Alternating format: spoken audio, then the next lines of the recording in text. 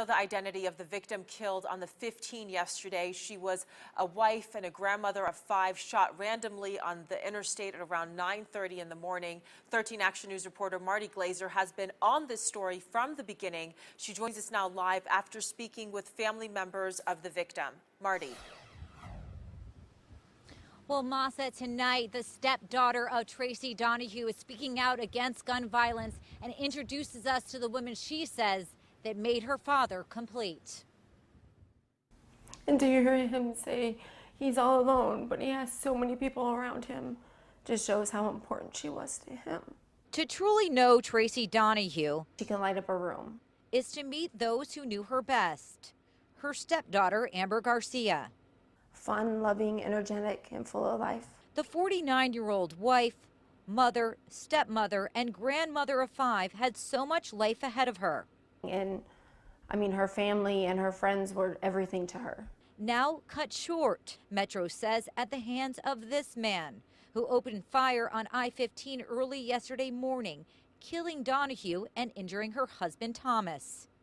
And then in that moment, you know, my father's thinking he's going to die. And he says to his wife, "Ma, I've been shot. I love you." And looks over and realizes that she's losing her life. And in a scramble to save her life, he crashes into a barrier before calling 911. And when she died, He did.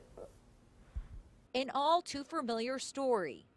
And just cry that he misses his wife is unreal. No happy ending.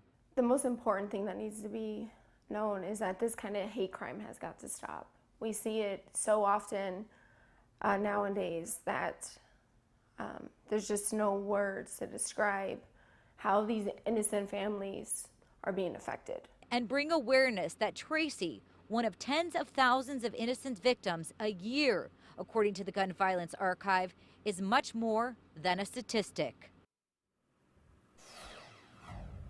Now, Thomas Donahue is out of the hospital and recovering from his injuries, but of course still grieving his best friend of 30 years. Reporting live in Centennial Hills, Marty Glazer, 13 Action News.